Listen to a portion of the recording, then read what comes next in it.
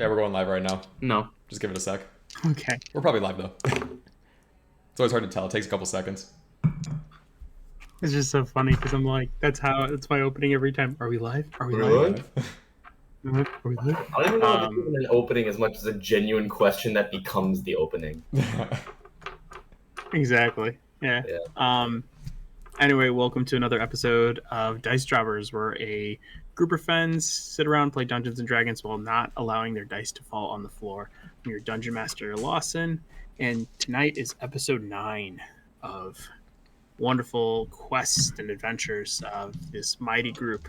Last we left off, they made it to the city of Rekka, a small, almost outpost from the capital city of Datara. They're adventuring with a new party member by the name of Morge. The group ended up making their way into town with a lot of different looks. It's a very rugged and very diverse town. And upon making their way there, they were insulted for being more proper, and a fight ensued between Salithol and Alex Holt, during which it was a very even keel fight. Alex went for the finishing blow, only to allow his intestines to explode. And Nice. his nice party members leaped over the battlefield, where everyone was betting on, and saved Alex Holt's life, and along with Salithol, healed Salithol as well. The group then won a ton of money betting on this fight, and after decided to make their way to the Drunken Dragon, which appears to be an inn that is a very rugged shack. The group was not very keen on entering there, but upon walking into this rugged shack, they realized that it was really just a front and kind of a speakeasy, and realized that there's just this wonderful, beautiful, voluptuous inn with a lot of different magic, and by the snap of the innkeeper's fingers, there would be different rooms made. And after the fight had ensued, they went back to the inn to get some much needed food and rest and drink, when they were greeted by a heavily armored, in silver and same cloak as Eva, Kyle Sager, who hosted a nice party.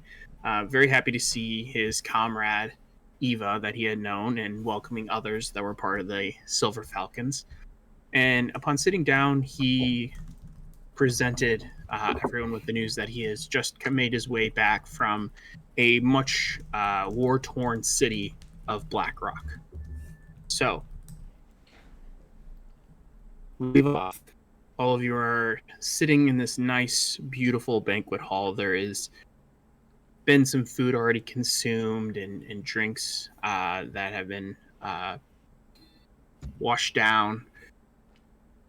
It is nearing the later night, so around maybe 9:30, 10 o'clock. The town is still pretty vibrant and lively outside, and a nice fire is going on in the inside of this tavern, which all 6 of you are now currently sitting in. Kyle Sager says to all of you, "I just came from Blackrock." At which point, silverware gets put down, and all of your attention, knowing that there's been a lot going on within that city, stops.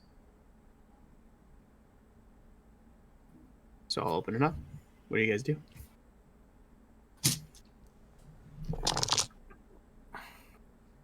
Anyone have? If you don't mind me asking, what exactly is going down in Blackrock? I know that there's a huge war going on, but what was the reasoning behind it, and what's happening? He stops and looks at it, and just kind of, while let's see, munching on a piece of bread, puts it down and says, It's been a battle for about a week. We've lost a lot of soldiers from many guilds that have been in there. Um, about 2 days ago, uh, the we had been doing our job and pushing back the troops from the area, and we were doing our job really well when a fire mage arrived in town about 2 days ago with many reinforcements, brutal, um, brute strength, and Goliaths, and many other different ethnicities. We didn't have enough reinforcements at the time to do any counterattacks, and this fire mage turned the tide of the war. The city has been fought off by many of the dwarves that inhabit this land and use these resources for a lot of trading throughout the land of Calderon. And unfortunately, there are many members that have been killed. Last I heard, we spoke to the leader of the Black Dragons Guild, Mel Varsk, on the road. He was also he told us that he was also there, but he had been away for quite a time. They said that there were foul creatures, monsters that he didn't recognize. Have you seen any of these on any battlefield, or was that deeper battles further away from Blackrock? Well, I know that me personally, I was stationed within the central area of command, and prior to my departure, things had been going well, and we were pushing the troops forward and aligning with the Iron Helms. They were in the Iron Helms, which I'm sure you guys are not aware. They are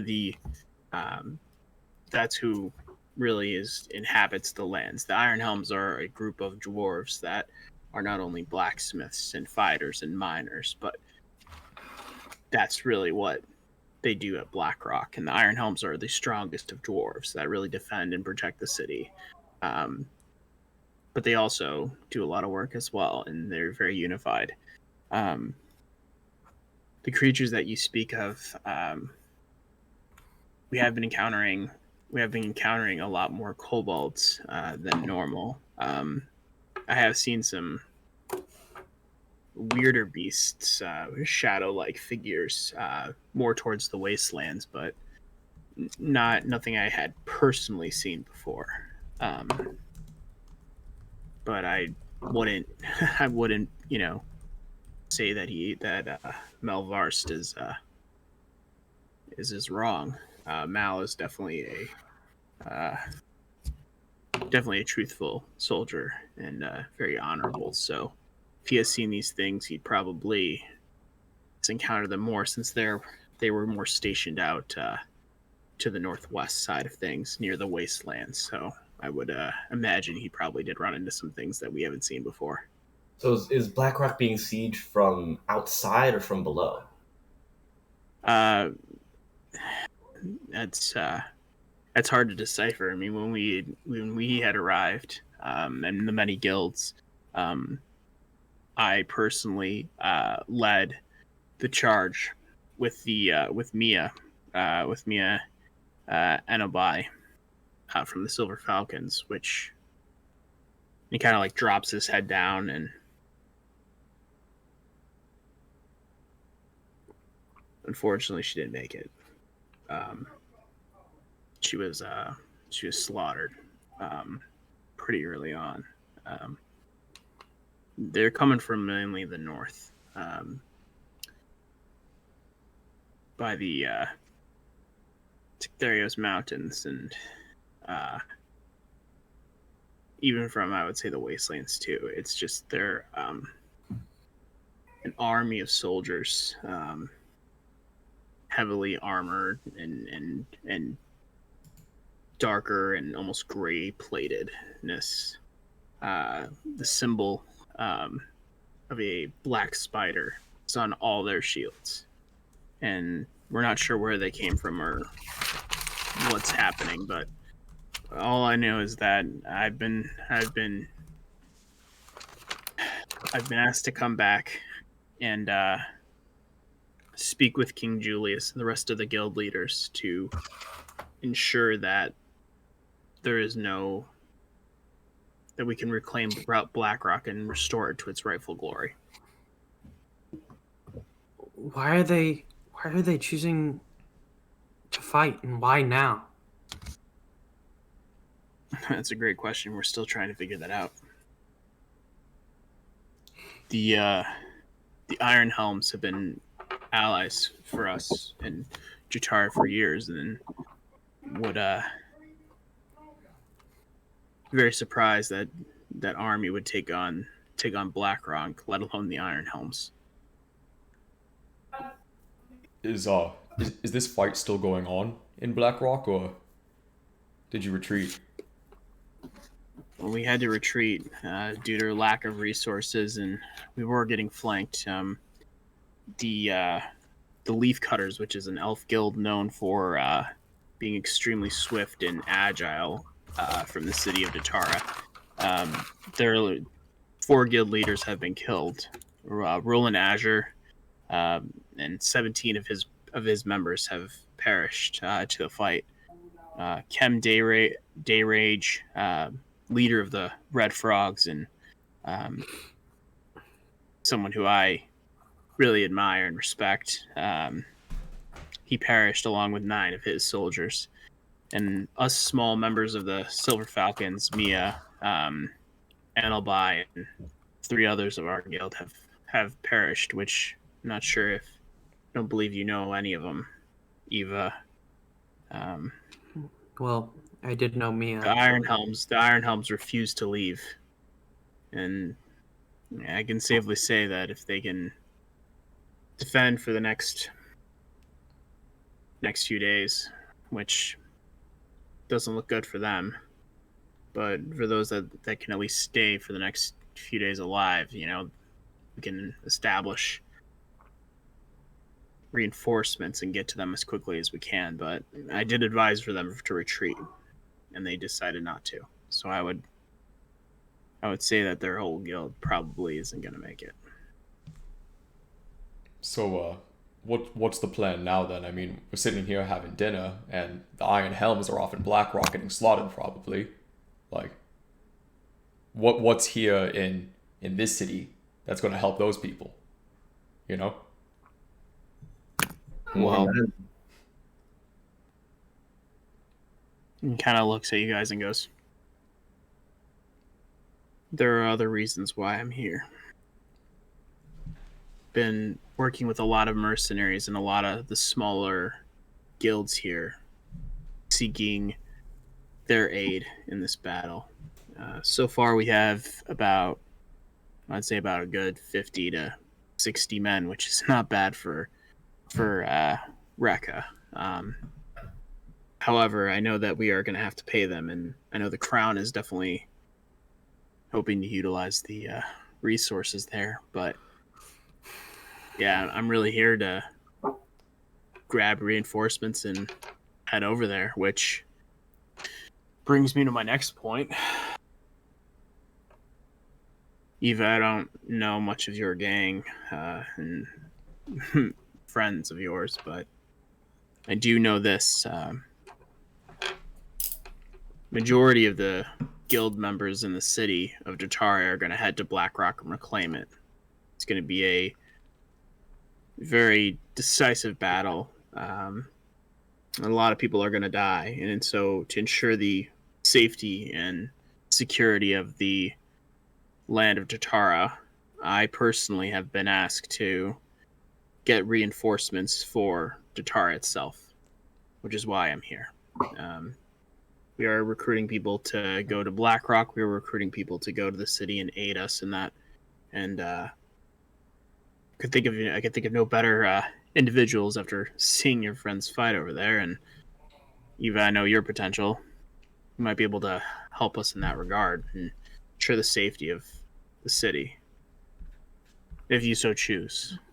But I think as a guild member, I would expect that from you three, and he points to like Morge, Karst, and you.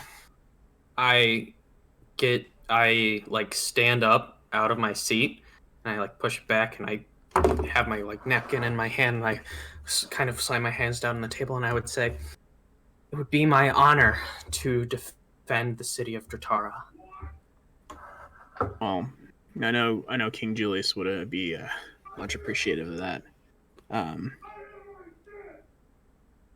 All I know is that I heard that I know Captain Dorn's been promoted to Guildmaster, which is fantastic, but we definitely need someone that's going to be a little bit more analytical on this. So hopefully Salazar will be able to help him out a little bit. Well, I know that they've always been there for each other, so I think that we'll be okay. For sure. But look, I know that you guys have probably had a long day travel, but make your way to the city. I will definitely be getting more information. I will be here probably for the next day or so, and I don't know how soon you guys are planning on returning to the city, but for me at least, I'm going to be here for another next day or so, and then I'll head over to the city of Dratara. But time is of the essence, so I probably won't be here more than a day, and tomorrow is going to be when everyone starts to arrive in the city. But 2 days from now is when everything's going to be talked about, and time will be of the essence. But I know a lot of troops are gathering in the city currently, so in the next 2 days we'll be making our way to Blackrock to reclaim everything that was destroyed there. We'll be probably leaving in the we'll probably be leaving tomorrow as well. We have to get to Dratara as soon as possible. Yeah, no, you have to get there as soon as possible, but what for? I have special information that I need to get to headquarters. I wasn't aware of any special information. What is it? I'm very appreciative of all the information that you've given us, but I'm sorry, this is something that I am not allowed to share. He kind of leans back in his seat, scoffs a little bit. We're guild members, Eva. I mean, come on. These orders come from Salazar and Dorn themselves. Roll persuasion check for me. Okay. Well, that was shit. Full rank. 8. Strong start. 8. He's higher than you in rank. And he knows that. They're also higher than me in rank, and I have to listen to what they say. He looks at you and goes, "Eva, come on, I'm pulling the captain card here. As your ranking officer, I order you to tell me." Am I standing right next to him? Because I haven't sat back down yet. Am I standing right You're next still to him? standing. Or am I is he across the table? I mean, the way I see it is you guys were. He was standing kind of at the head. You guys are both on your party members are both on each side, and you're kind of on the left side of him, sitting next to him, or standing. Now standing. Okay. Then I'll just get really close to him, and I'll just kind of look to make sure that we're the only ones in the room, just us, my party members, and him. And then just kind of look at him and be like, "We're escorting a golden dragon egg." His eyes go really wide, and he looks at you and goes, "You obtained it?" The mission was successful, to say the least. but it has been This could make the quite could change hard the whole, to. This could change the whole. This could change everything. I know. I don't understand. You guys need to leave now. Like, what are you waiting for? I mean, like. Well, And he kind of like stops and he's like, "Wait, you're right. Leave tomorrow morning. If you leave immediately after tonight, well, I draw a little bit of suspicion. Plus, traveling at night's not always the best route here. especially since we've had a hit out on us. You have a hit out on you from what? Well, the people that we stole the egg from. You know, I can hop in here. I have a little bit of knowledge in this area. See, when we went and actually got the big glowy round thing that everyone loves, Egg. we had a great someone had a great idea to take it in front of their faces after they saw our faces instead of quietly in the night or sneaking it off of someone. So yeah, now we have the entirety of a crime town who wants to stab us in the kidneys and take it back. So it's a big rigmarole. That's a lot of fun to be living in. So it wasn't discreet.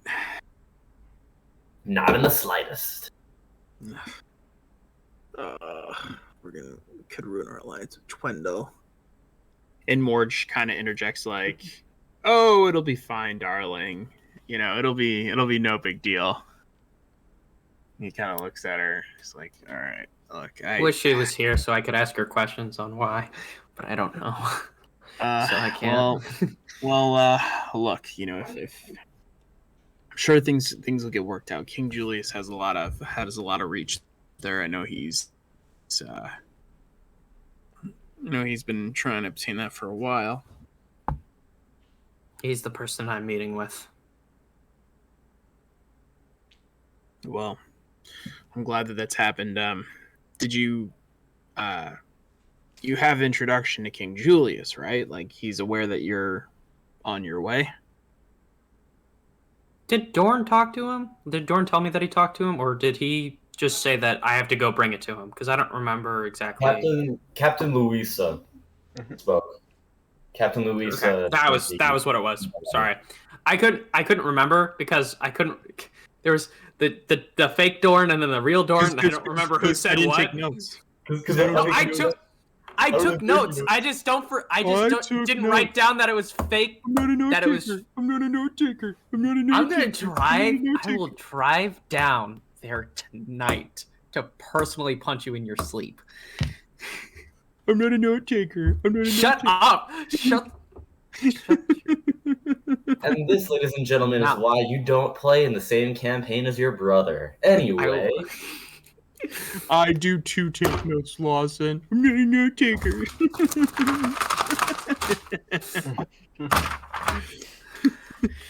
Yes, Commander Louisa did send an introduction to King Julius, letting him know that you guys were on your way, and you did obtain the item of interest. Now, is that so hard to say? I'm not a note taker. Can kill you. I I hope you drop every single one of your dice on the floor. All right, so so you relay this information to me, and Kyle goes, "Well, I'm glad that you guys are able to have that introduction. That's great. Well, seems like you guys have everything handled, but if you do need an introduction or anything, I'm more than happy to send a note as well. But I do think that, given the fact that I don't want to intercept it or anything, you guys will make your way there. At this point, Morge gets up and leaves and goes to her room and just says goodnight to everyone and heads to bed.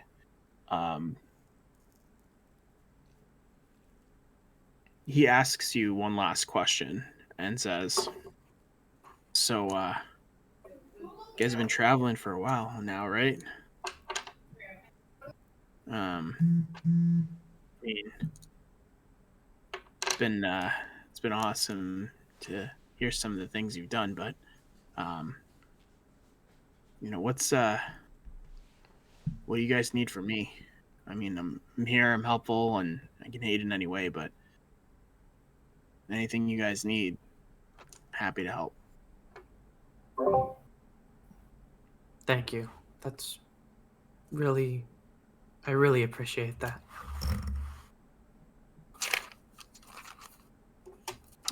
Karst. He holds out his arm to you, Karst, and goes, it's a pleasure to meet you, and welcome to the Silver Falcons. I appreciate that. Feels good to be one, let me tell you. As Aura, Salethal, you guys are always welcome to join our guild for sure. The offers always stands. Especially you, Salethal. I like how you fight. A kind offer. I think it's going to stand for a while. That's all right with me.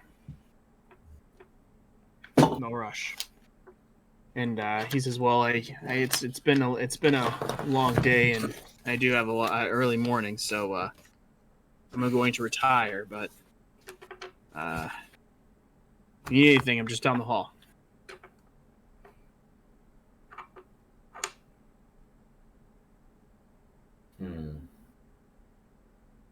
Very well. So, at this point, does he get up and walk? Yeah, he gets up and leaves. So, I'm a bit concerned about something that we just learned. Who here remembers what insignia was emblazoned on the shields of the forces attacking Blackrock? It was a Spidey, right?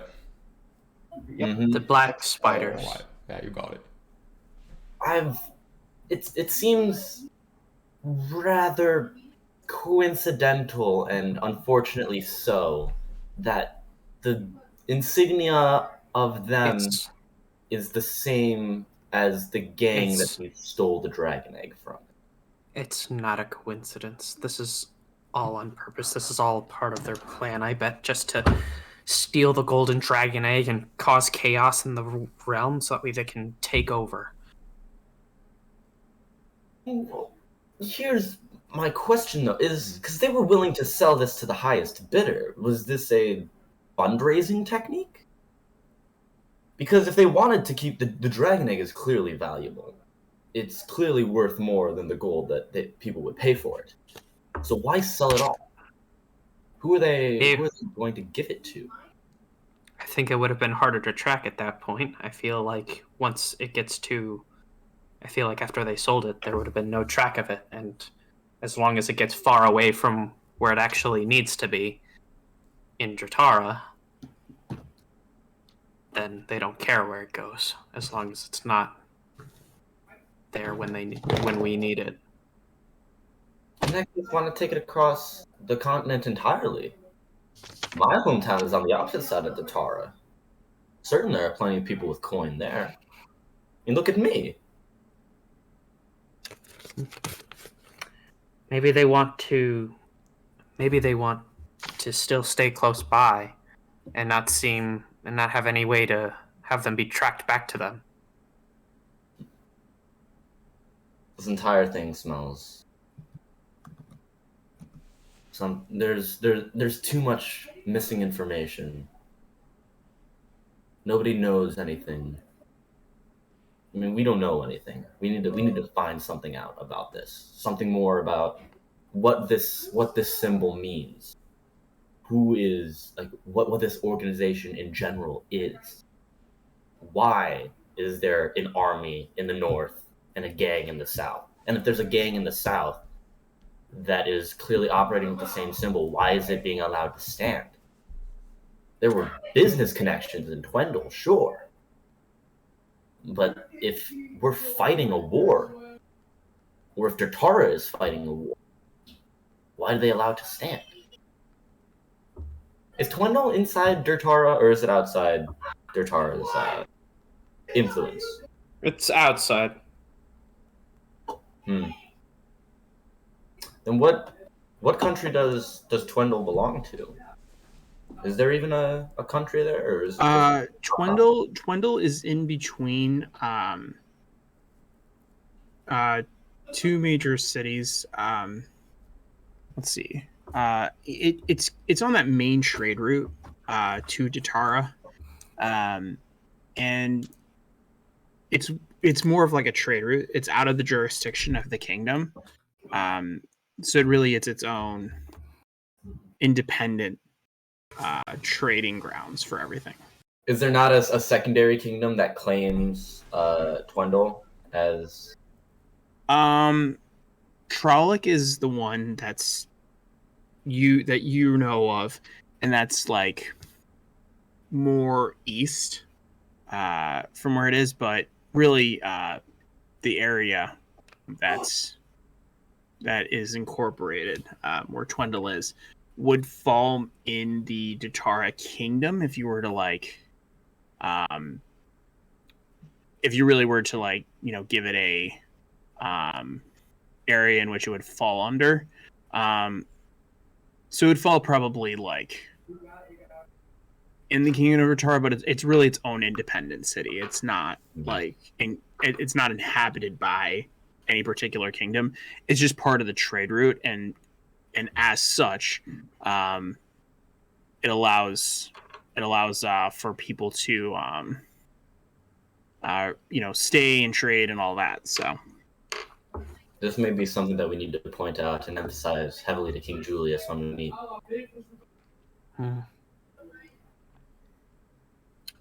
You know where we might be able to find some information about the black spiders, though?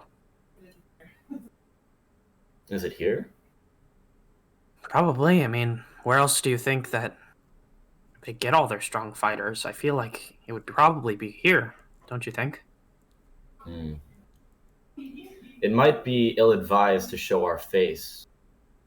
Well, if we're going to have to show our face, but if this organization wants us dead, and then we're going to look around into its recruitment offices, there are going to be some people that are going to want to fight us. We could wear disguises. As long as we blend in and mustache, maybe go with the crowd, we might be all right. Fake mustache.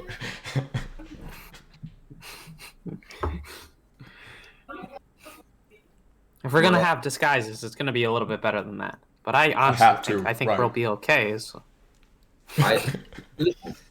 I could help with that, but I don't have the tools to. And unfortunately, I also don't happen to have the money to buy it. Good news, we just won a lot of money. Bad news, we'd still have to buy it. I feel like if they were currently in this town, that they might have already tried to attack us already. And given the fact that Saelathil especially is still alive, even though he showed his face to everyone in the town, in the arena, I would be that it's safe to say that they're probably not here. There's a good chance that they are not here. They see me as the secretive type, because you saw what happened earlier when I was about to cut that man into ribbons just on the side of the street. They made sure it was official.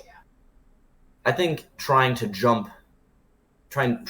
attack me in the middle of broad daylight immediately after winning an arena match would be looked upon poorly by the citizens of the town. I feel if they're going to make a move, they're going to make a move either in the hours of the dusk when there are going to be fewer people watching on the street, or they're going to be doing it in a big crowd where no one can take a look at the face of whoever just sticks you in the back. Broad daylight in a wide open field does not seem like ideal engagement terms if you're trying to keep it quiet. Well, I do think we need to get information, though. I do agree. I still think I still think that regardless, we need to get that information somehow. Do you know, did the people who you were fighting and their group seem friendly enough, or did they seem more... I mean, not the shithead I kicked the crap out of, but otherwise, you know, the Hermie, Haley, whatever the cleric's name was, she seemed nice, and the other member, the mage, seemed tolerable and understanding at the very least. I think Alex was the only one with an ego. Not that I can relate.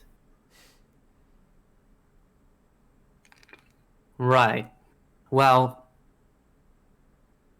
I think that we should probably go to that tavern that they were going to. Oh, the Hag's Pot. Yeah, I saw.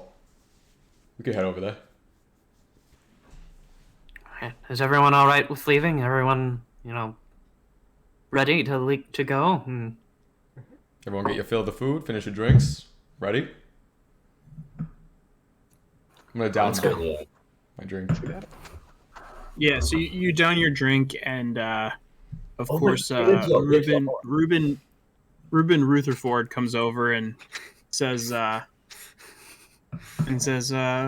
yes, thank you so much for everything, and we will get this taken care of, and we will see you later tonight, and I will have your beds ready for all of you, and I believe the bookie is going to be coming tomorrow morning and giving you all your share of the winnings.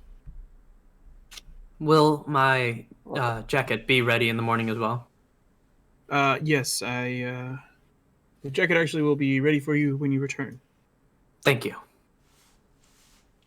I'll lean and I'll walk past the I'll pass Ruben, and I want to whisper quietly to him. I'll pay you 20 gold if you stitch a kick me into the back of the cloak. Mm-hmm. That is not required, sir. And I'll walk past. And he leaves, and who's walking after Salithal? Me, because I saw all of it happen.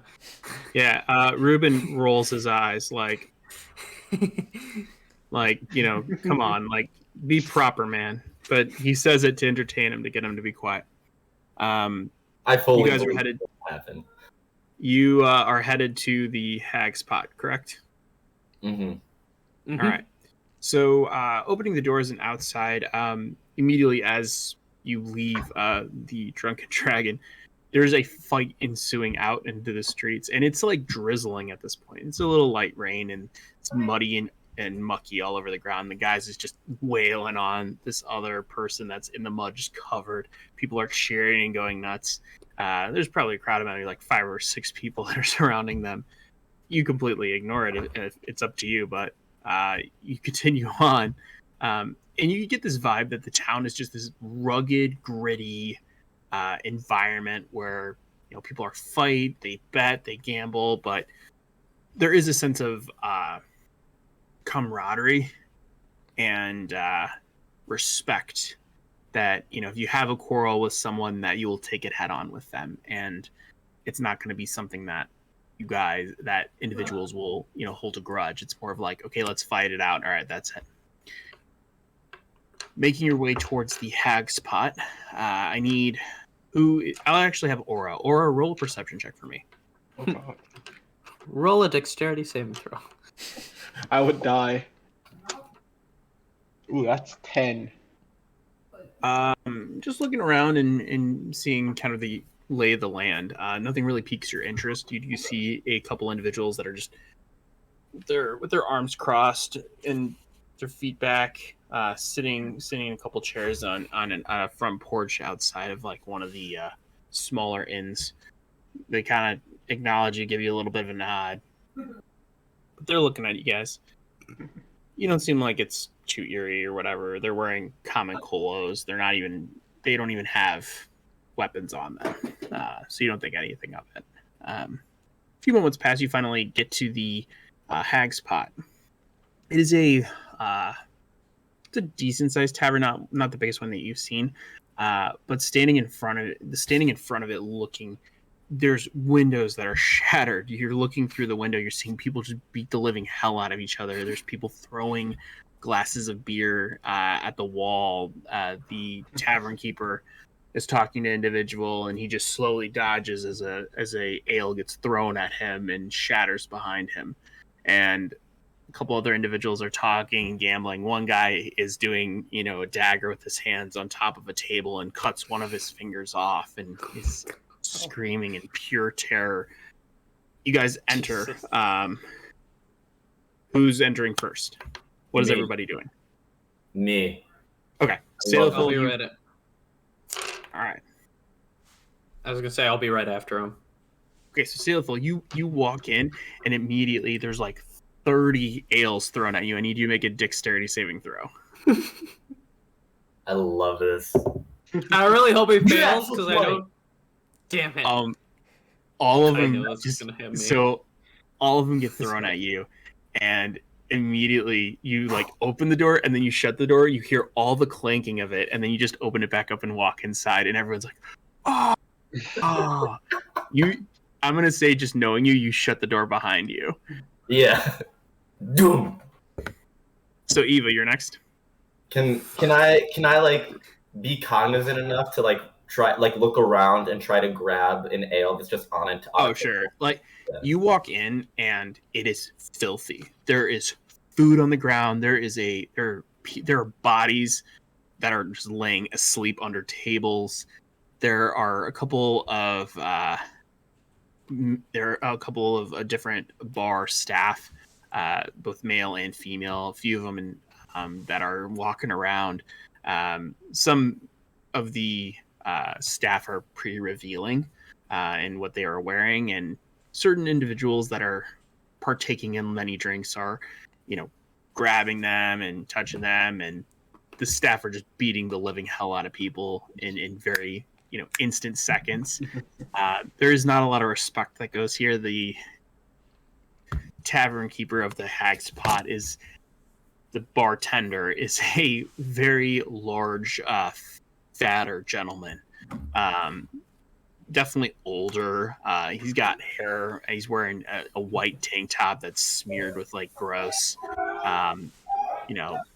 different food from when you're not sure. There's a white apron that he has on him, and he's got a very like rugged beard, black hair, but it's like receding hairline, and he's looks around. He's talking to an individual, but there's stuff being thrown. There's a whole wall that's just dedicated to dagger throwing.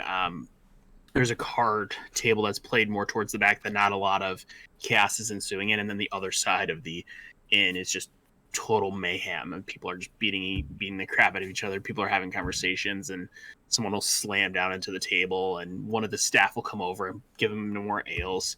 You just get a sense that it's just more of a rugged, gritty, beat each other up type of tavern. I'm so happy here. When you walk in, you do see that there's ales everywhere, so you grab one immediately, knowing that someone's going to be entering in. I will walk in now. Okay, so you walk in. Everyone looks at you and they hold, and they stop. I throw it. All right, roll a dexterity saving throw for me. Actually, no, it'd be a roll to hit. So do an attack roll for me. Natural one. So as you go to throw it and you pull up the ale, it actually gets your hand gets grabbed by a larger statured individual, and he goes, "Hey, what are you doing with my ale?" And it's a half orc, like darker green skinned individual, and he goes, "That's my ale." I like give him a little like lap of the ale, like. Oh, You little shit. Roll initiative for me. Oh my god. Oh, I'm so happy. Great. Starting a bar fight. 10. Am I in the bar at this point? Yeah, you're in the bar at this point. You realize that they have a certain respect for women that are entering in here, not males. So when you walk in, they don't throw anything at you. So what'd you roll, Fabs? 10. All right, cool. Wasn't a very good roll. So when you're looking around, you're seeing people aren't using weapons. It's just a lot of fists. So he puts it up. He's gonna try to clock you. Can I say something funny? As like the chaos ensues and everyone's like fighting, I just want to like walk through the entire line and just have stuff like flying over my head as everyone's fighting. They're just fighting around me perfectly as I'm walking to the bar. Why do you have to ruin the DM doing awesome stuff for you? Because That was exactly how I was going to describe it. So you and I, that's why we're brothers. You and I get the same way. Like, great minds think alike. At this point, Aura, you're walking in, and so are you, Karst. Yeah, I'll bring up the rear. All right, cool. So Aura walks in, leaves the door open for you. Karst, you come in, and everyone starts throwing ales at you. Roll a dexterity saving throw. I'm not going to try to dodge. I'm just going to reach out both my hands and try to catch two of them as they're flying at me. So there.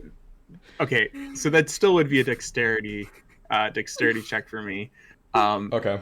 So there's like, I would say probably like 30 ales get thrown at you, and without even like hesitancy, you're just closing my eyes and reaching two hands out. Biggest smile on your face. He's like opening his mouth, hoping to get some of it caught. I got a 16, by the way. All right, go for it. All right, 16. So you do end up catching one. Closing your eyes, it would be a little bit more difficult, but you hobble one of them, but you're able to like get one. They all hit you. I'm gonna levitate one for me. All right, cool.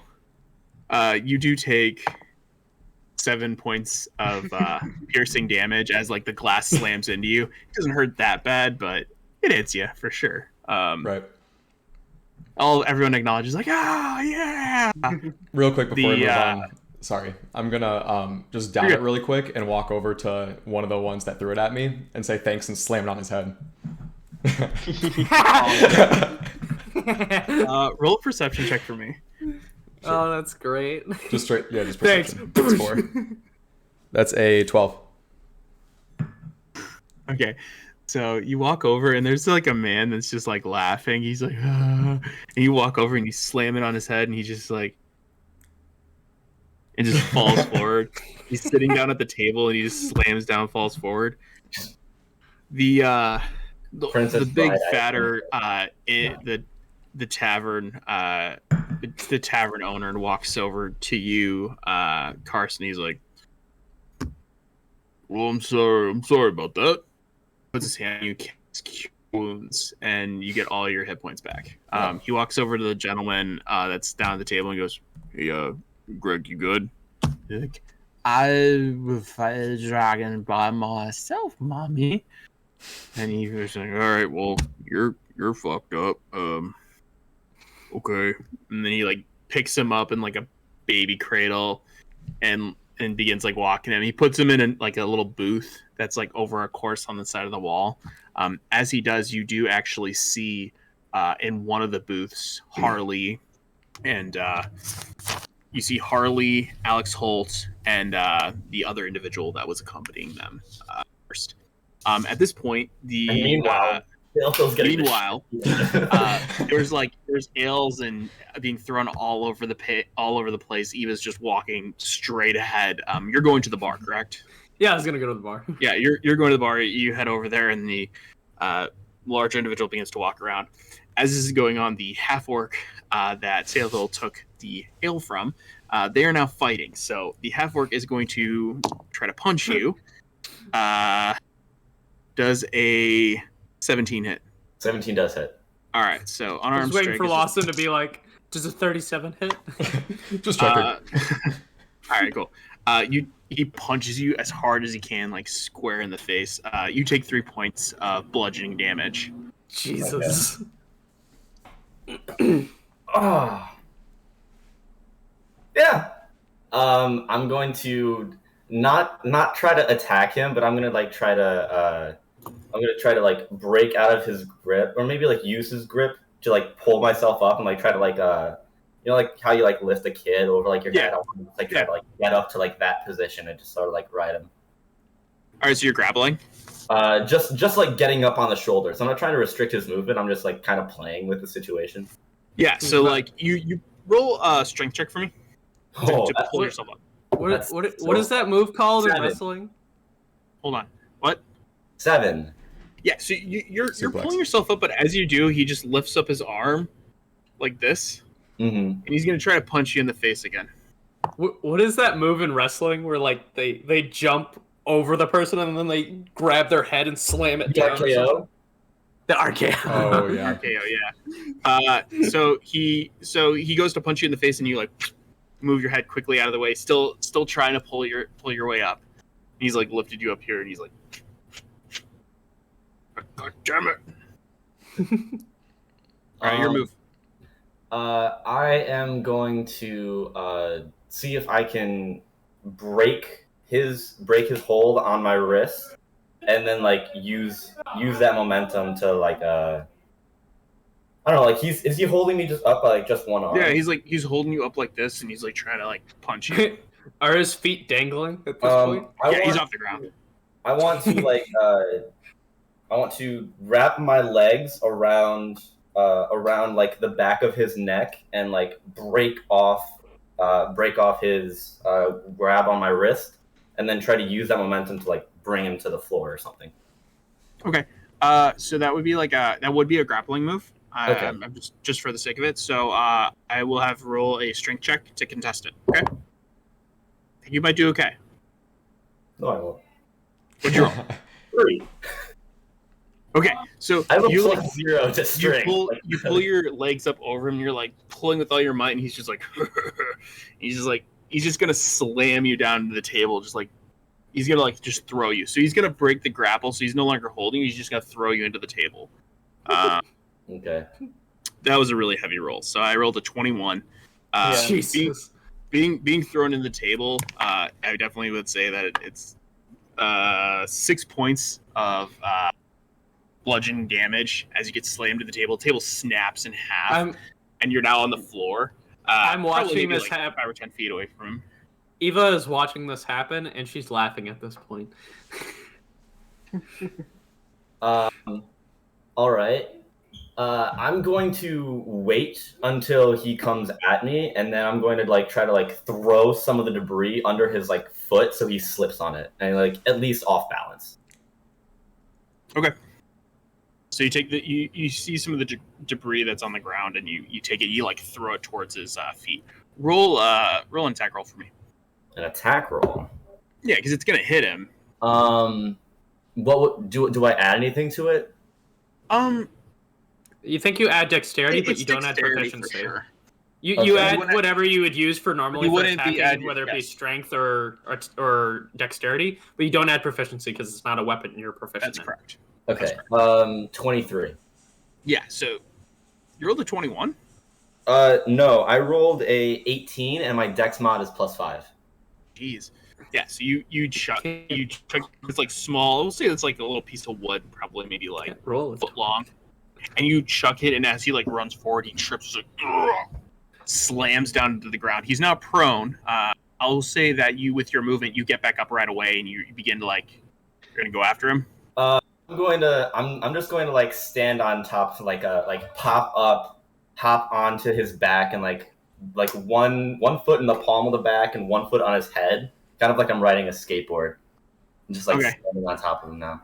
Can we just go back for the second where Lawson thought that there was 21 sides on a 20-sided die? Well, I knew that he had rolled. I knew that he had rolled. He would have to. I thought he was going to roll a natural 20. So, anyway, so I love how Luke's like interrupting the initiative. By the way, it's so much fun. So you're standing on top of him. He's like, "Oh God, come on! All right. I yield, whatever you want to call it." Look at that, we're just having fun. I'll hop off, and I'll take the weight off of the foot in the small of his back first, so I'm stepping on his head for a little bit as I'm hopping over him. Fucking dick. Hey, come on, I'll buy you a drink. Let's go. Fuck off me. And he like pushes your arm away, gets up, and just like walks away. Oh. Try to do good things for people. I'm gonna scan the tavern and see if I can find anybody else. Roll a perception check for me. At this point, can I order an ale? Yeah, go for it. You'll order an ale. 16. Yes, that will be a four copper pieces, please. I hand it to him. Thanks. And it will be another 4 copper pieces for a tip. I hand him a gold piece and I ask for change because I don't have any more coffee. You're so generous. Roll a persuasion check for me. I ask him for change. Roll a persuasion check for me. The tip, Eva. You don't give that change. They don't give change for that. 18. He takes the gold coin and he looks at it and he's like, he hands you back 1 copper piece. Puts the rest in his pocket. I kind of get mad at him, and I begin to cast Firebolt. Like with hold action, and I'm like, please give me my change. So the crackling begins to like go in between your fingers, and they see static. Immediately, the tavern stops. Everyone, like the ales, it's almost kind of like it's rain, just like. And the larger tavern owner walks up to you and goes, "Did you not read the rules of the sign?" And you look up behind him, and he like it's on the shelf, and it's like written on the wall. That's wood. Not seen very well, but it says, "No weapons, no spells." Means no service. So, no weapons, no spells. If you do, no service. Underneath it says, "Don't be a dick. Bowling for soup." I stop casting it and I say, could you please give me back my change? Kyrie, come over here. Kyrie. You had 1 ale? Well, yeah, but like I'm trying to get tips too. He had 1 ale. What'd you charge him? Eight copper pieces. Right. So you got the tip, and what'd he pay you with? Well, 1 gold piece. Okay. So let's do the math here. Okay. How many gold pieces is a silver piece?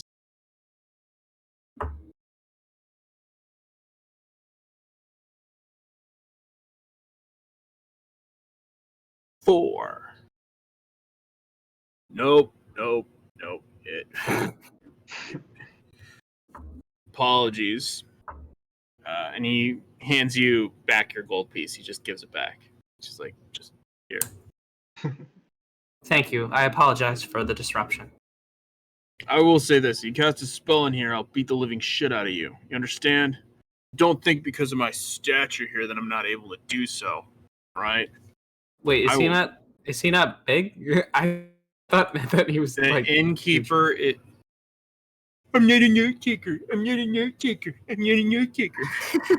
I will leave this He's call. big. He's rotund. He's a very round, larger individual, standing at about 6'3".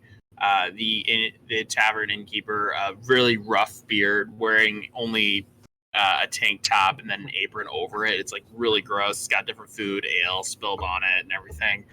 Very hairy individual, receding hairlines, kind of almost like beginning to bald on the top of his head.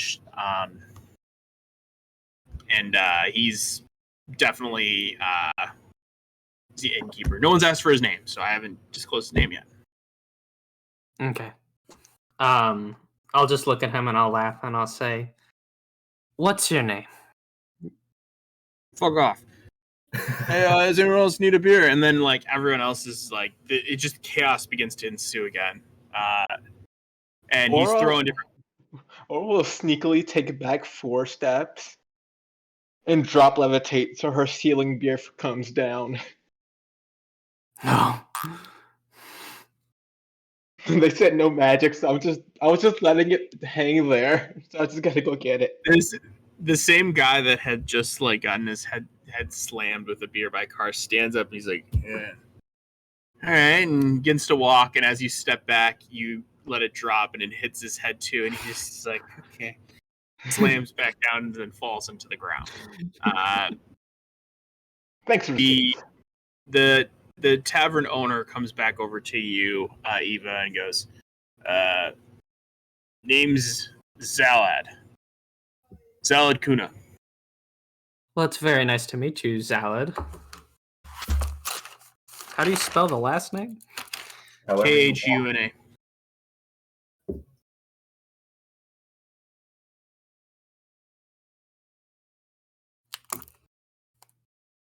Yeah, Zalad is my name. I actually was back in the day. I was a guild member of one of the most well-known established guilds, and a few other people was like, "Oh, shut up about the story. No one cares. I will tell the story. It's my fucking bar." I seem very interested, and I'm like, ooh, what guild were you part of? The greatest guild ever. The Red Frogs. Do I recognize the name? Obviously, I know that we were talking no. that he was talking about it earlier. But what all do I know about this guild? The Red Frogs, you knew, were a guild that was more in the that really did a lot of work on the coast. And the Red Frogs was a well-known guild early on because they completed a lot of missions and banded together and worked together very well. And he points over towards a shelf. He goes, "You see that sword? That sword. The sword that I killed. Death Knight. I killed the Death Knight, and that's the sword that I got from him. It's mine. That's quite Anybody impressive. else's." And you see that there's an individual that like is like walking up trying to like grab it. He's like, "Oh, watch this." And the individual like touches it and just like literally gets electrocuted and then just falls down and hits the ground. He goes, "Don't worry, it's cursed. It's an elemental sword, so basically, if anyone tries to touch it, they get hit by something. Sometimes it's fire, sometimes it's ice." And you see like the individual that was just electrocuted, just like being dragged off, and another guy's like, "Want me to touch it? Want me to touch it? Want me to touch it?" And everyone's like, "Yeah, do it." He walks up and grabs the thing, and all of a sudden he just gets lit on fire. And I was like, "Ah! Grab him!" They rush him outside and toss him out. It's raining a little heavier at this point, and he begins to roll around. The individuals come back inside. Everyone throws their ales and hits like a bunch of people. The individual that was caught on fire comes back in. You see half of his hair just completely gone. He's all muddied and gross. He walks back in, and everyone's throwing ale at him. He gets hit hard, and he just falls back out the door. Door slams shut. So as I was saying, this sword is cursed. I don't recommend touching it. But it is something that I keep as something that I value. But yes, the greatest guild ever. And now it's run by Kem Dayrage, a wonderful young lad who was up and coming and did some amazing things now for the guild. But I know it's not as well known, but they definitely do a lot of great things for many people. So I'm proud of him. He's like a younger brother to me. I see the Red Frogs as one of the more helpful guilds, especially all of the work that they've done. Oh, watch it! And he pulls you to the side as like ale gets thrown at you, and you got that away. He's like, Yes, of course. Happy to know that. Do you still keep in touch with all of them? From time to time. Sometimes they visit, but look, I got a lot going on. Wait, one more time, and he pulls you the other way. You hear the shattering of different glass behind him. I see them from time to time, but not often. But anyway, happy you're here. Here's an ale on me. Thanks for listening to my story. And he walks over to a couple other patrons that are at the bar and serving them.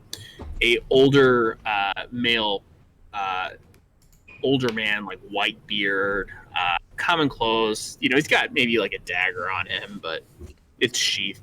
Sits next to you, and he has the worst breath that you could possibly imagine. His cheeks are extremely rosy, and his face is bright red. And he goes, "Don't believe any word he's saying.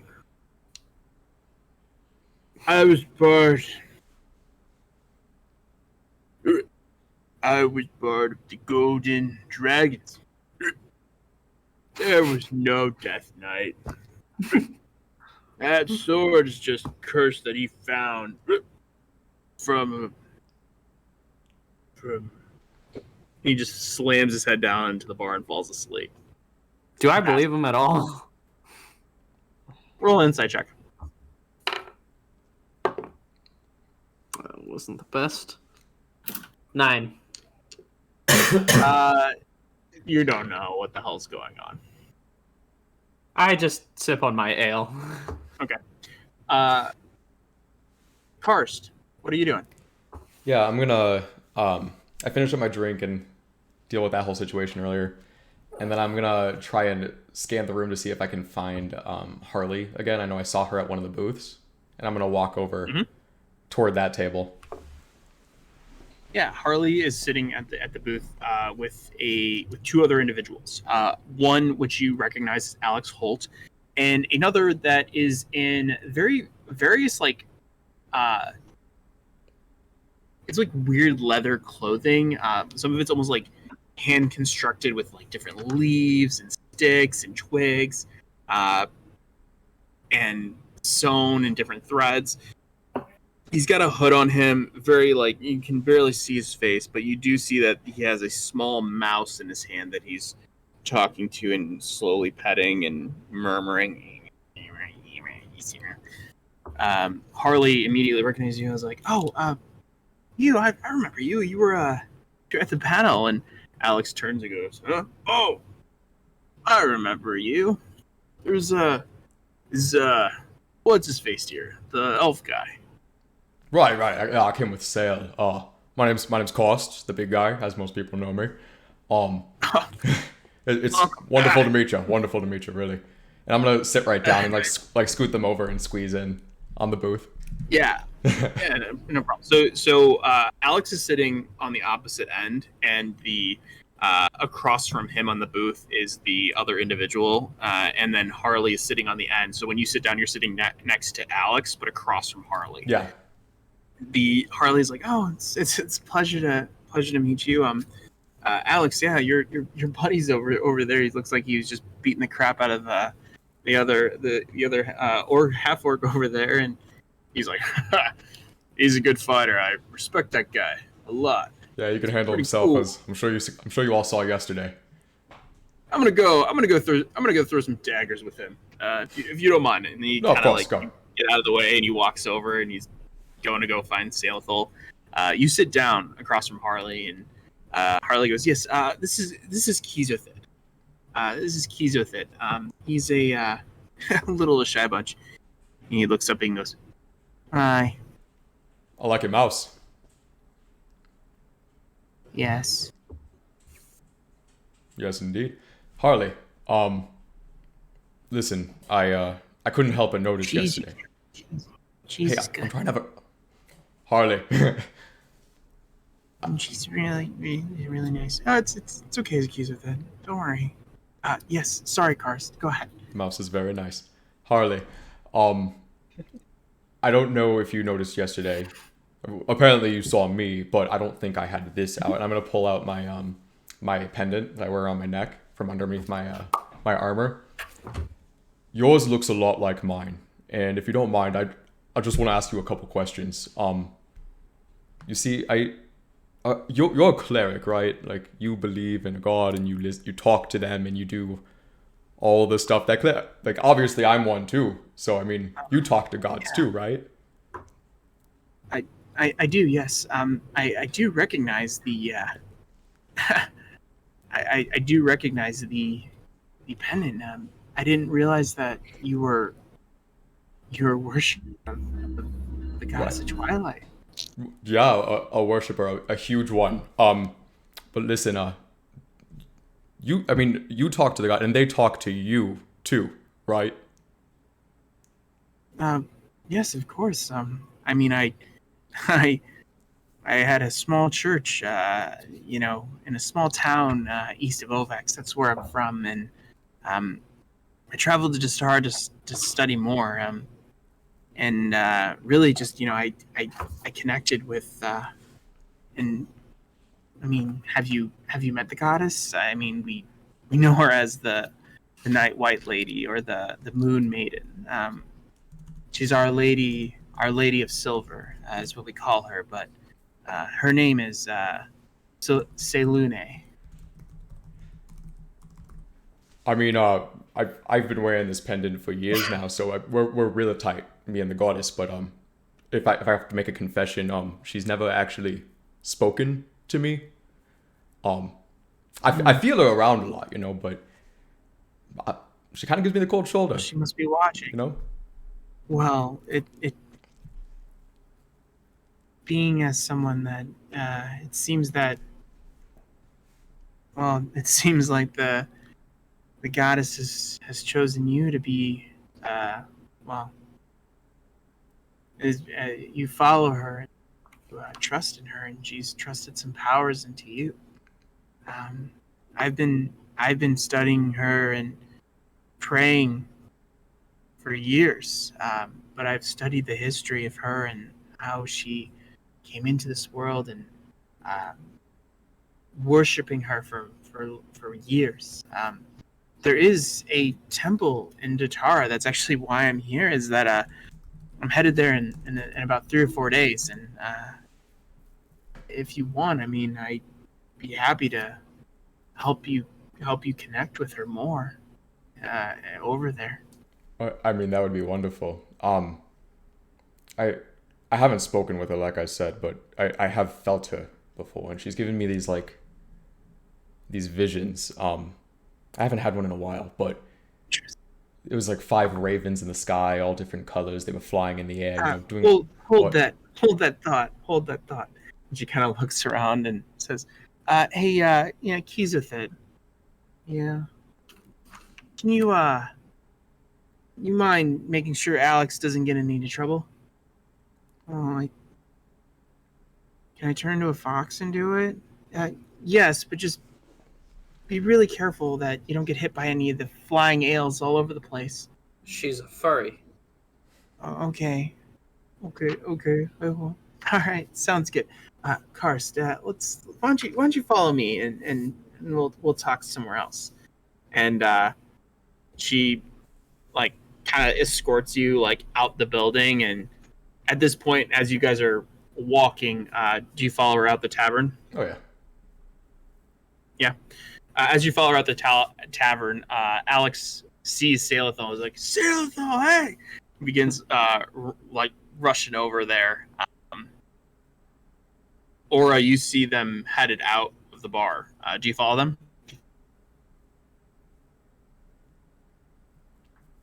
Yeah, he'll be fine. He's So stronger it's than me anyway.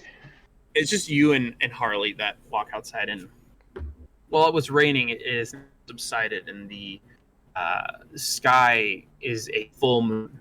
A little ironic. And there are so many stars in the sky, and she says, I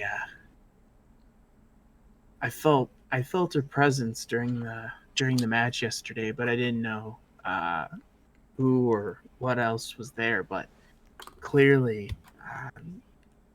she's chosen you as one of her followers, and the vision that you speak of, I'm really intrigued. I've never had a vision from her, from the Moon Maiden before. It's remarkable.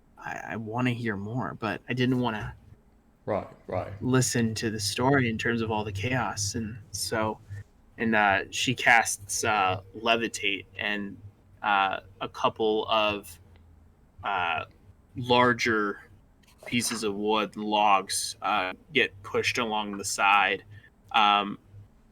Not at the immediate entrance, but just outside the bar, off the road. There are two larger logs where you guys can sit. And she sits down on one side and you across the other. So, tell me about your vision. Right, yeah. So I'll like walk her through the whole story, but basically, there was 5 ravens and they were like flying through the sky, right? And I thought it was just a dream, but I kept having that same dream every night, again and again and again and again. And that feeling that I got when I found the necklace, when I found this, it's the same feeling I got every time I had that dream. And I don't know, I just had to think there was more to it, but I'd try talking to it, I guess her, this moon maiden. I never had a name to put to it, but she just never answered. Never gave me any more to go off of than that. I mean, it's kind of silly, but I uprooted my whole life to just walk out into the world and try and pursue these 5 ravens, this dream, and I have no idea where it's going. Been waiting for her to talk to me.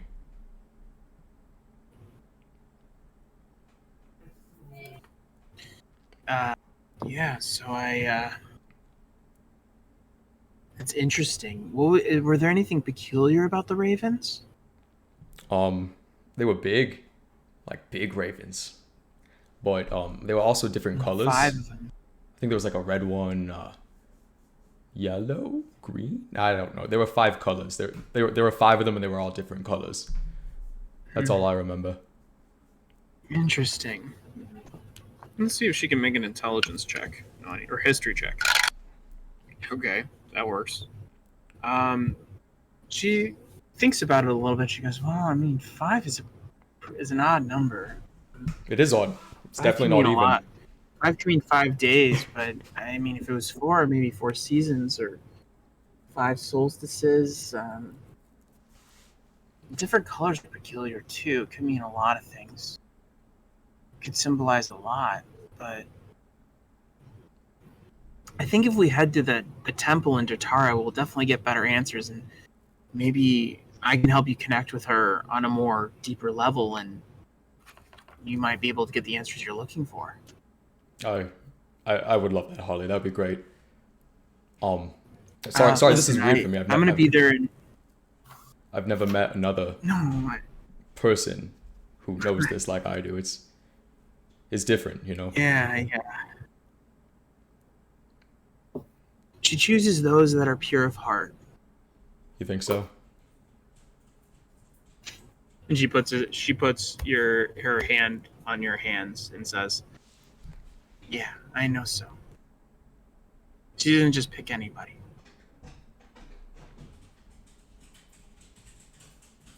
And it's like kind of awkward for a second, and then she like kind of pulls her arm away. Like, anyway, look, I think we can definitely connect with her at the temple. I'll be there in 3 days. So in 3 days, just meet me there. You won't be able to miss it. It's a beautiful temple, and has a lot of the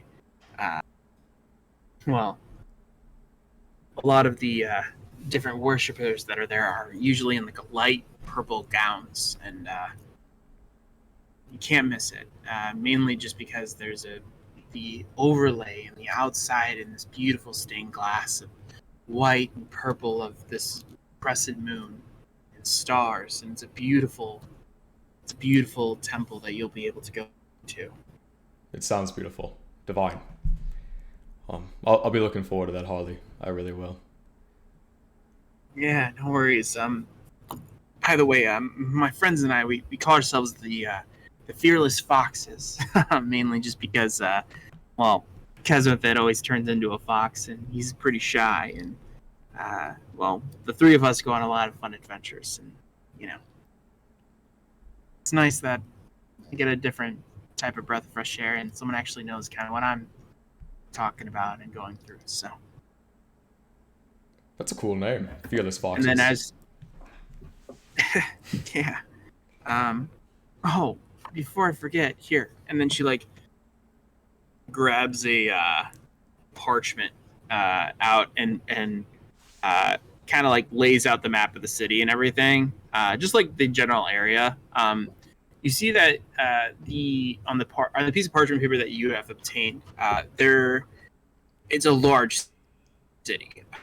There are three different sections. One section being the outermost is where a lot of the markets, a lot of the common people live. In the second section is a lot of where guild members, temples, different churches where people worship and everything, more proper shops, more higher end shops, blacksmiths, a lot of soldiers, barracks live. Lower level guild members are too. But that's where one of the temples is, and she kind of maps it out for you and puts a little X in that second section of where you would need to go to find the temple. She says, "Here, this will help you, but I should probably get back. I know that it's kind of getting a little bit later, and I need to make sure that these guys get to sleep. We're actually well, Alex is more mainly. I think it's kind of a waste of time, but we heard about this bounty from Dwendal, and we're gonna probably pursue it. But all we know is just like a group of people stole something from, I guess, like Titus Zane or whatever, and we're, I guess, gonna try to track him down if we can. So A bounty, huh? Well, interesting. Hadn't heard of it. Sounds fun. Good luck. I'm gonna walk away very briskly. yeah, yeah. Right now they're at about 1,000 platinum pieces per person. So, but yeah, I'll head back in with you. And as you both head back in, she casts what is it? Aura of Shield. I think it is what it is, like Shield of Protection. I think. Yeah. What is it with like anything within 10 feet of her gets like her whatever bonus, and as she does, like all these different ales get thrown at you, and they just shatter into this like different, like small, like almost force field bubble that's around you. She smiles, and everyone's like, "Oh man!" At this point, Salithol, Shield of Faith, that's what it is. At this point, Alex Holt is with Salithol, and we'll say for the sake of this, are in close proximity with Aura and Eva. And Alex is like, "Hey man, it's awesome to see you." Alex, how are you doing? Can I buy you a drink? Oh, of course, man. And then immediately Kezothid like appears from behind both of you, and he's like, Harley said you're not supposed to drink, Alex. Oh, fuck it. Whatever. I'm fine. Like, I healed myself. Yeah, my intestines exploded everywhere, and I had to get it put back in. And yes, I probably shouldn't drink, but this is my good buddy here now, and I definitely should do it. And Kezothid's like, no, you really shouldn't. You shouldn't do it. He's like, come on, let me drink. So the ales come over. He flips them, a couple silver pieces, and as he begins to like puts his arm out to go to drink it, a huge bear arm just appears right from in between you and slams it down. And Kezothid looks at Alex, and you see the Salithol is like menacing, like the scariest death stare that you could possibly imagine. And he goes, I mean it. And Alex is like, okay, Salithol, why don't you have this other hill? I'm gonna take his advice on this one. Water over here. Can I'm just gonna like keep it slightly off to the side just in case somebody walks in, and I'm gonna start drinking the one that I have. Yeah, so you start drinking the one that you have. I'm gonna ask. Karsh walks up to the bar. So wait, yeah, no, because they had their conversation for a while. The next person I'd probably throw it at is probably Karsh, isn't it? Yeah, Carson probably. walked in, and at this point he chuck it over, and it hits the shield and slams away. Boil sport. It's a close one. No one cares. No one cares. So Alex, I've been sort of at a loss recently. So I've been wandering with this group, and they're the ones I came to town with, and they're fun and all, but they're not really the group for me. You know, half of them have joined this like intrepid book club. It's one of the frickin' guilds. I don't remember which one. Oh yeah, the Silver Falcons. Yeah, I know about those guys. Yeah. It's just Aren't we like standing right there? it doesn't seem like the group for me. And I've heard of this other group. You know, it seems to be like more down to business, actually like getting things done. I don't know their name, but like I know that they have like a spider thing. Have you heard anything about that? Like a black spider? Immediately the tavern like kind of gets quieter from where your proximity. A few other individuals begin to kind of look over. Roll a perception check for me. Cairo Anton is standing right behind him. Oh, I so wish that I had a different time to roll that. That's a 7. Nothing really. You're kind of like looking around, but you know, you realize that probably shouldn't have mentioned it that loud. And Alex kind of I was trying to talk he was just to him. we hate the fucking black spiders. They fucking suck. And everyone's like, yeah, fuck those guys. And kind of everyone begins kind of their commotion and chaos again. Alex goes, and you don't join the black spiders, okay?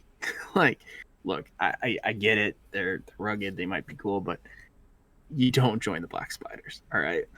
Why not? What You what's it understand? about? You don't know, do you? Jesus. No, that's why I'm asking. All right, fine. I'll tell you.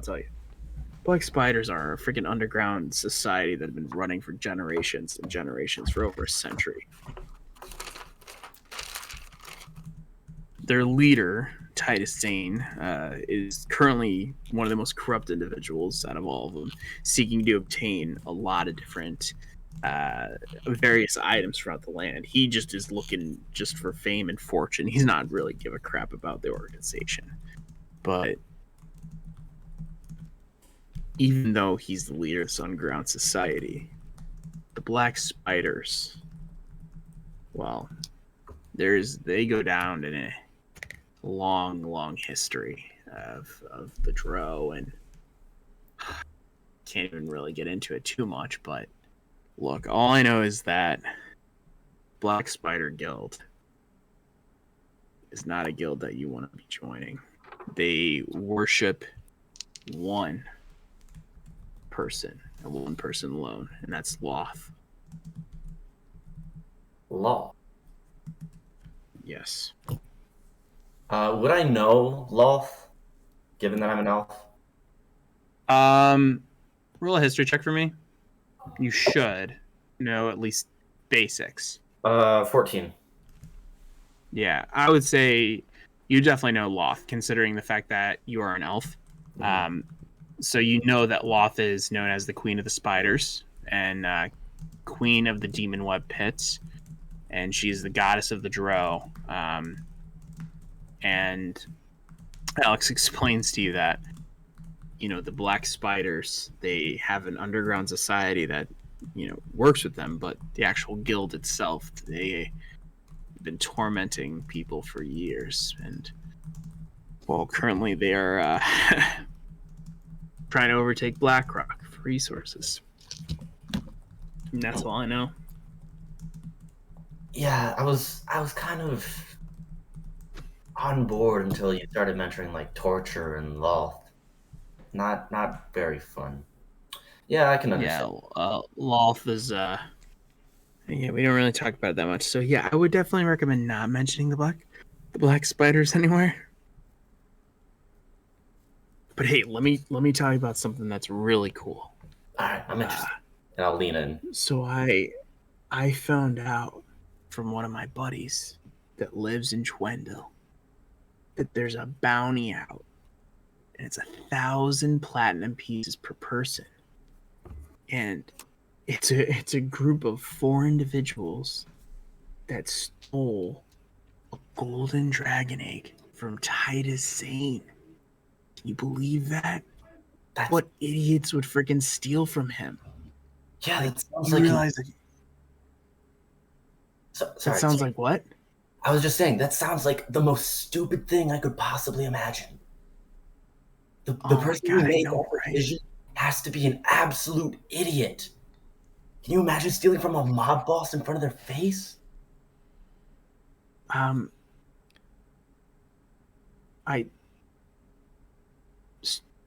stolen from front of his face.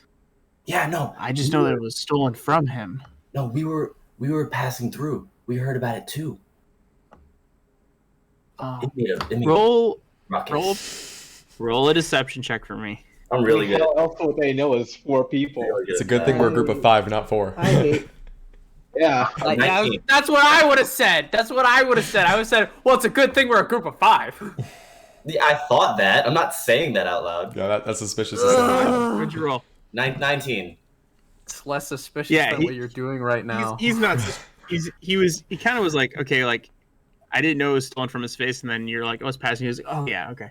It's like, all right, yeah. So I mean, like, look, all of these, everyone's looking for these people. Like, I have no idea who they are, but all I know is that it's half a orc, a human, an elf, and some like air ganassi. That's all I know. Wait.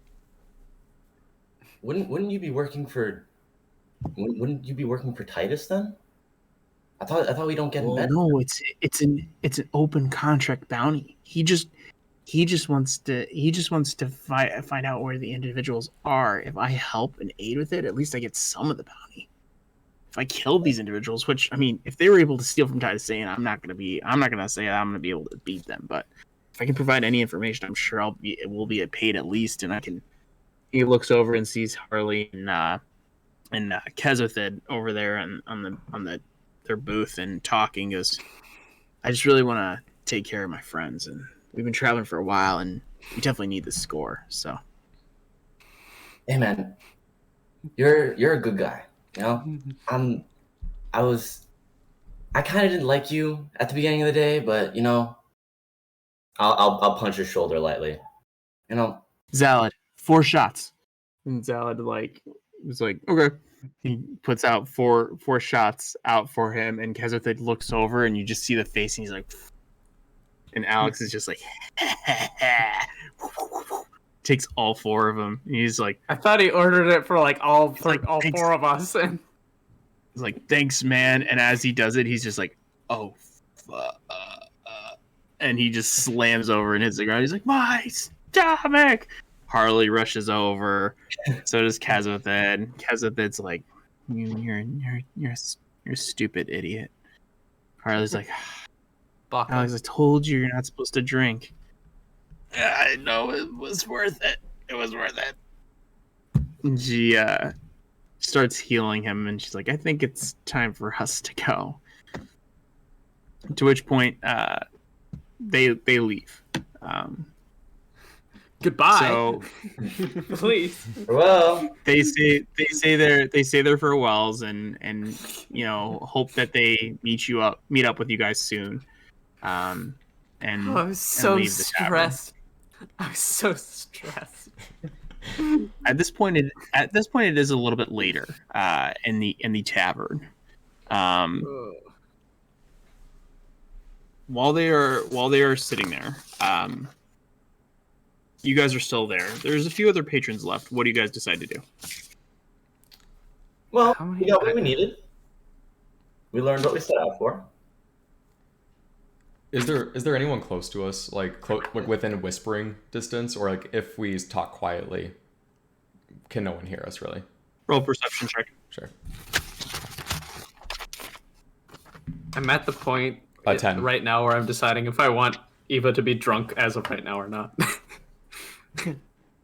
Because she has been at the bar the whole time. So I got a 10, by the way. You rolled a 10. Yeah. You don't. You're looking around. I mean, other than the maybe the owner, Zalad, you don't think that anyone else is gonna be around. Just the owner. Okay. Be like, Mm-hmm. all right, everyone. I don't want to alarm you, but we might want to step outside for a second. I want to talk about something really quick. Yeah, I've What? some not fun things as well. So let's talk. All right.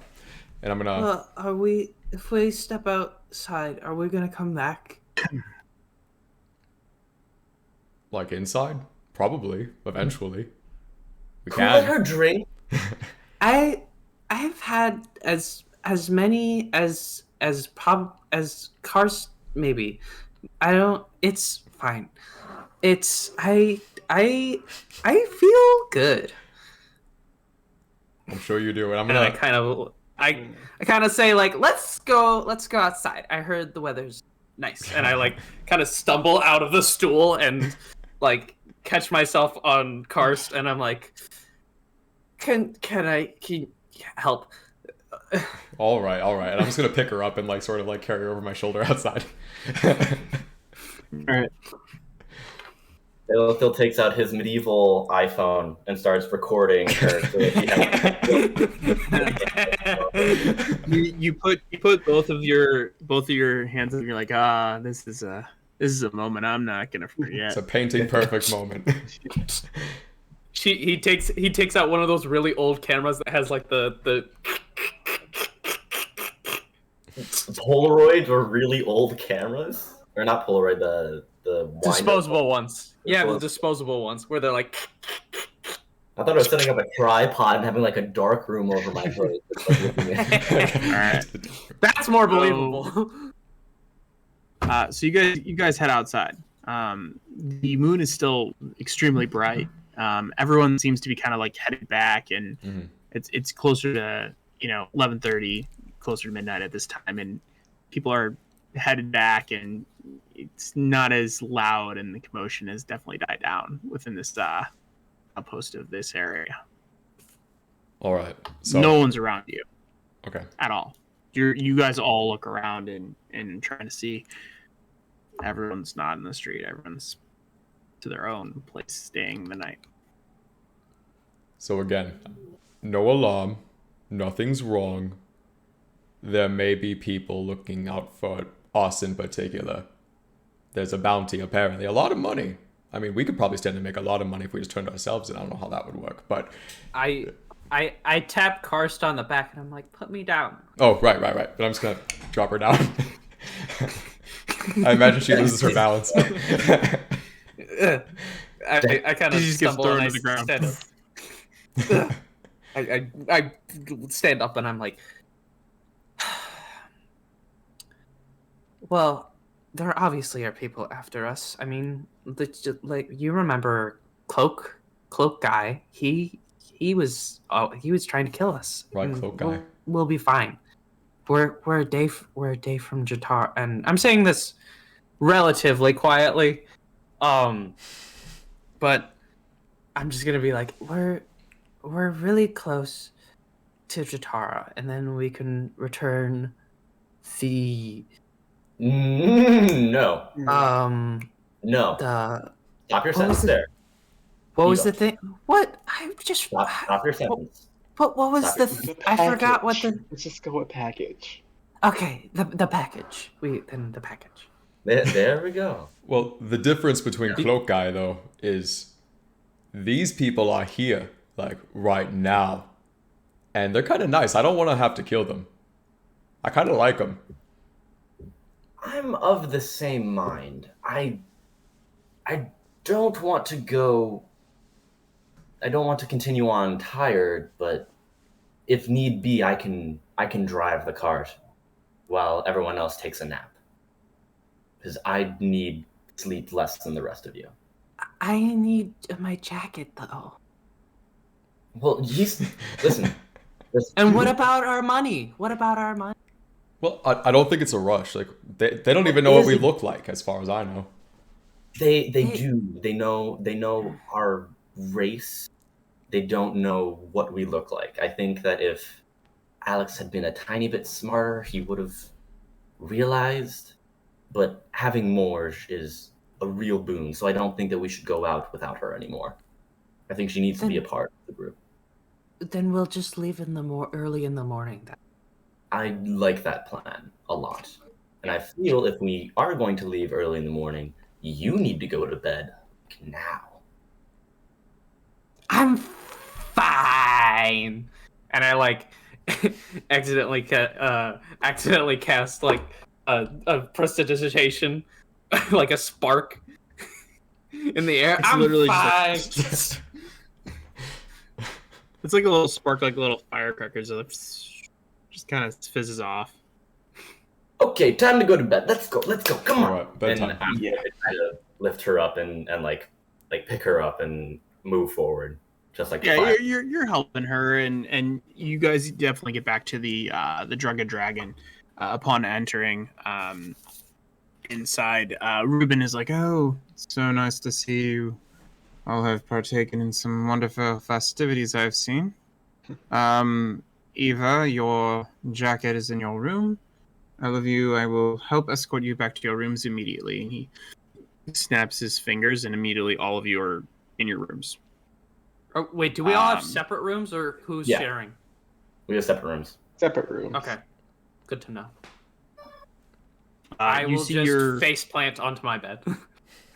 Yeah, you look at your jacket, nothing's messed up with it, and you face plant into the bed. Yeah.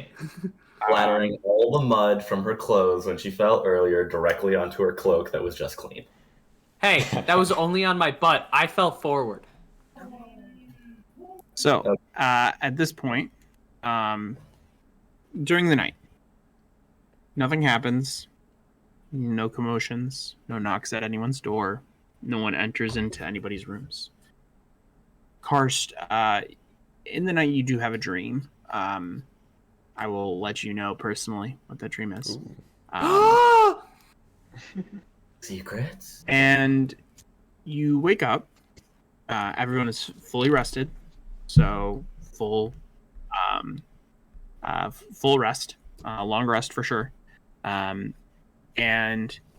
at this point, the morning comes. For the purpose of time, if you guys don't mind, I can fast forward to the cart because you guys are headed out, I'm assuming. Well, we need to get our money, but yeah. Just one thing. I was getting there.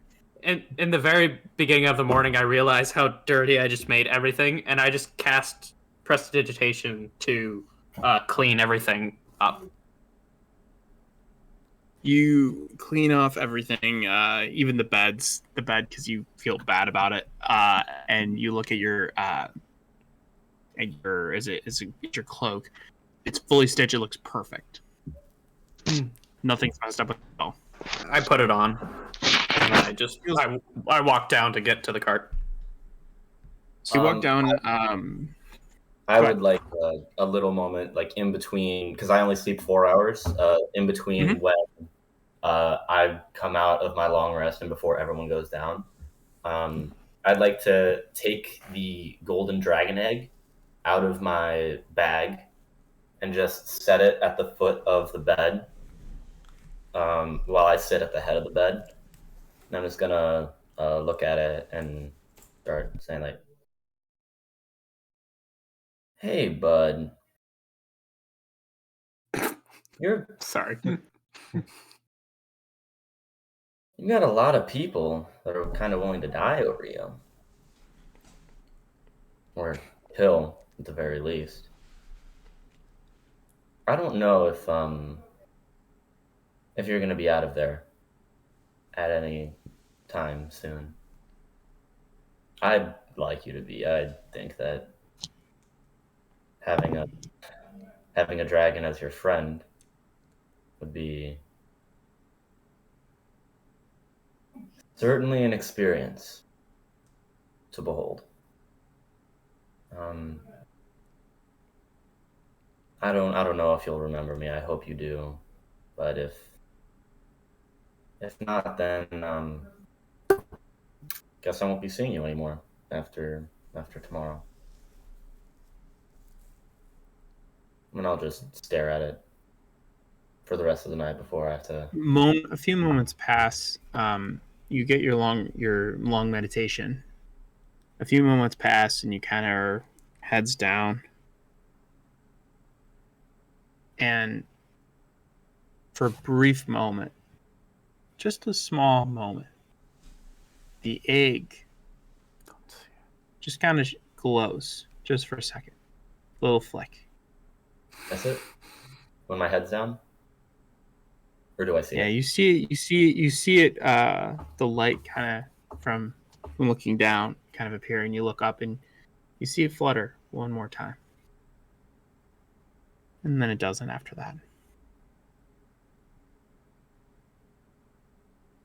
Upon morning, you all head downstairs where the half-orc has a case for each of you of the gold and coin that you had won by gambling.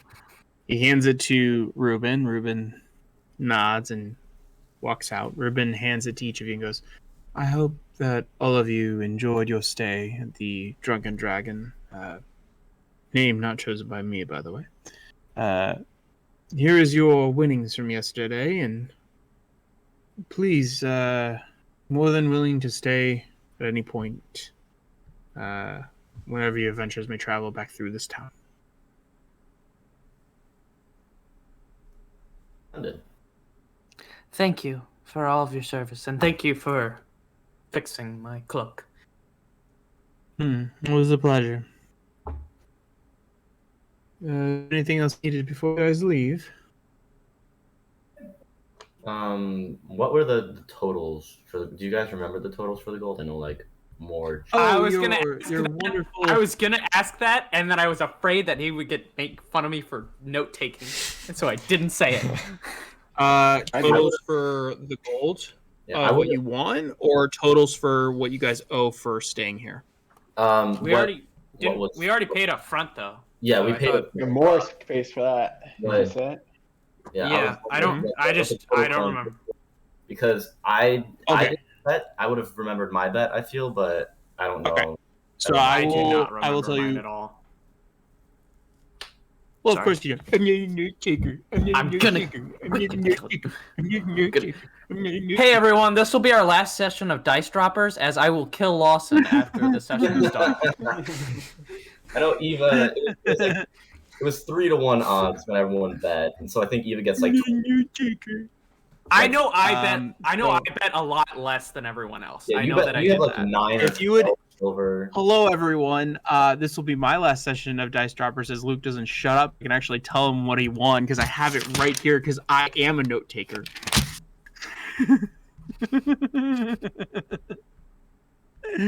All right, so Aura got 280 gold pieces won. She bet 56. Eva only bet 3 silver, so you got 15 silver pieces.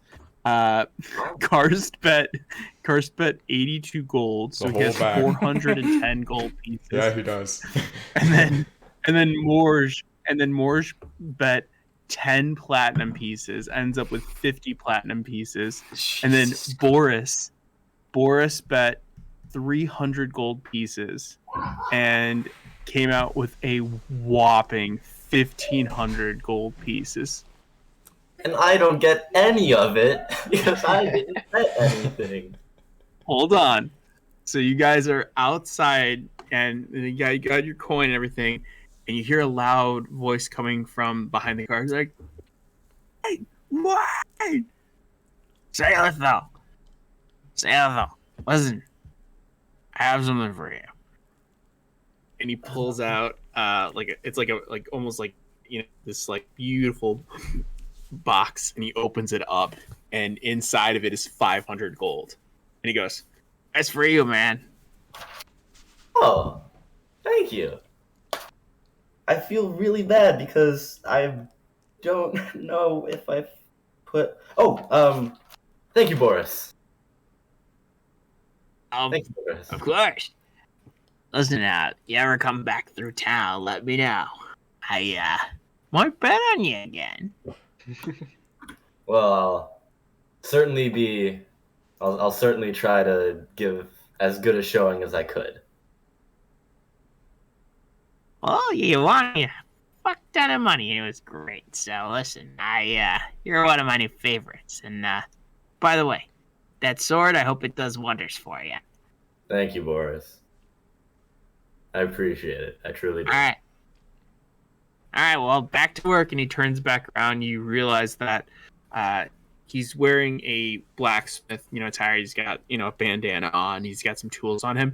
When he turns back around and is running, he's not wearing pants. So you just see his bare ass, right there. You realize that he is a blacksmith that likes to do his work in the nude, except for he does wear some frontal protection. Fucking love Boris. Do we see his willy? No. You want to? Perception. You roll perception, sure. Go ahead, No. Eva. Roll perception. I was asking if we saw it. I didn't ask to see it. There's a difference. Can I roll it for her? What's her modifier?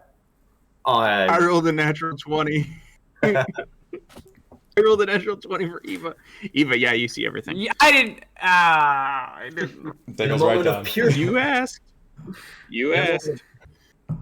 In a moment of As pure Luke, alacrity, not as Eva. you see everything. Everything. So, you guys travel, and you're only about not even a half day's journey, not even, to the city of Dratara. As your party takes its wagon and begins to travel with a little bit more money in your pocket, you make your way over the hill, and as the sun is now perfectly aligned in the sky, only being a few miles out, you look upon, and all of you except for Eva have been seeing this for the first time. It is a huge, extraordinary large city with walls that extend all the way wrapped around. The outermost walls carries extremely high into the air and white and gold lining of stone that really is just wonderful protection with different ballistas all over on each section. There are outposts cornered on different areas on top of the wall, guards and different arrows that are stationed doing their rounds, walking around this wonderful outside of the wall.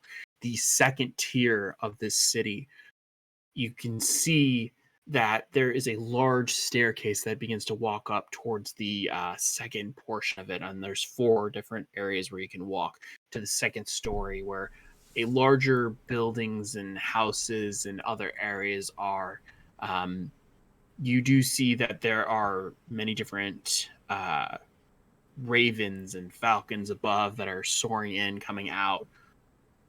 Different buildings with different shapes, and at the very top, easily distinguishable, is the actual royal building at the very top on its own 3rd tier above everything else. It is a gorgeous city. There is a tower looming, probably, I would say, on the second story, that's a little bit higher, not in line with the royal building itself or the palace. And a large bell that is standing there, which Eva knows is to alarm if any intruders or invaders are coming from outside. There's one main road with a very large gate as you make your way up. The guards look at you and go, "Yes, move along." There's no toll at all. Entering the city underneath a very large tunnel, you make your way through the wall as many other people are traveling into the city with you. The entrance, as you enter, there's hundreds, if not thousands, of people from commotion. Markets, people trading and selling different goods and services, children running around the streets as this beautiful, light white, grayish cobblestone encapsulates all that walk throughout. There are different beautiful streets and corners and vendors, fountains, all sorts of smaller shops and trades that are on this main section that you guys have now entered in. As you begin to make your way towards the center of town, a few soldiers look over at you, Eva, and recognize you immediately. A commotion begins to ensue as many soldiers begin running all over different spears, and one of them halts your group and looks at you and says, your group, is this is this Sailthal, Cost, and Aura, and Evangeline Visalati? Is that Yes. right? Yes. Oh! Splendid. Well, if you can just wait here for a moment, and as you're stuck here and there's now commotion and crowd begins to ensue surrounding these guards. The guards form almost a perimeter leading towards the staircase that's ahead of you, making its way to the second tower. Is it like a riot? Is it? No, everyone's really excited, Okay. and you're not exactly sure what's happening. People are cheering and screaming as King Julius himself is walking down alongside two of his royal guards. Both of them have very much their helmets are covering their faces in a very beautiful gown. As they begin to walk your way, King Julius is standing about 6 foot, blonde hair, blue eyes. He's got a tattoo that runs down his right side of his face that goes like over his eye and everything. That's like blue, like little dotted line that just is perfectly down on the side of his face. And he's walking, and accompanying him behind him is his queen, which you know as Queen Eliza. Standing next to her and holding her hand is a smaller individual, Prince Victor.